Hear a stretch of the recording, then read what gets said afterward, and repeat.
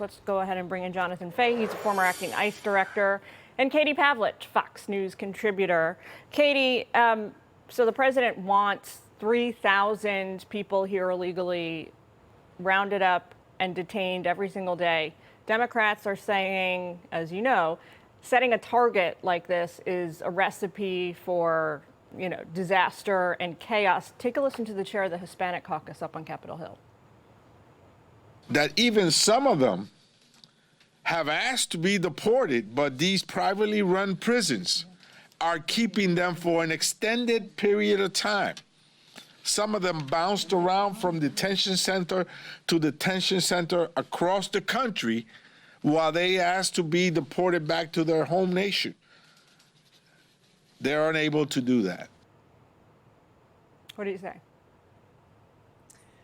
Well, when Democrats complain about criminal illegal aliens with violent histories, either in their home countries or crimes committed after they entered this country illegally, their solution is that those people should then be let out to freely roam the very communities, American communities, that they were terrorizing in the first place. The safest place for ICE agents to go and get these guys are in local jails or at these private prisons. It makes it so law enforcement can actually get their job done.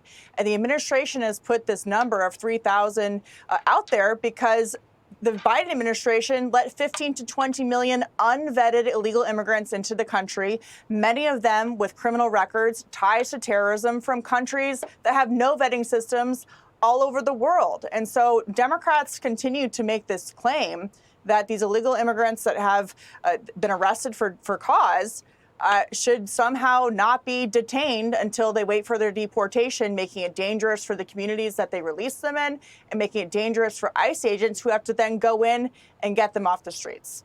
So, Jonathan, yesterday a new record was set with the number of people who were detained. Today, the day before, and then yesterday another new historic record. But 2,300 still a long way away from 3,000 daily.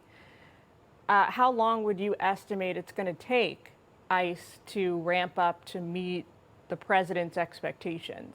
I think they're going to get there very quickly because it wasn't that long ago that it was only 1,000 a day.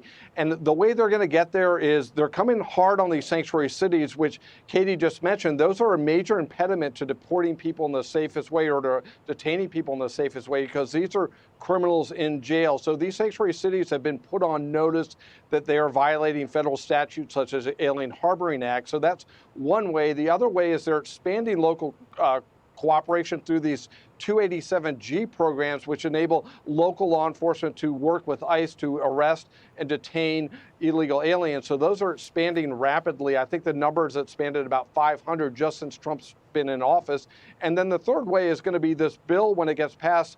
There's going to be about 10,000 more ICE agents and also more bed space. But just one thing to piggyback on what Katie is saying, there's also another way when this congressman is saying, these people shouldn't be detained. Well, the Trump administration gave another way, which is terrific. They're allowing people to self-deport and also giving them $1,000. So if they don't want to be detained for any period of time, they get to go out. That was Congressman Espaillat's whole point, is that these people aren't getting out of here. They're getting detained and then they're getting shuffled around the country.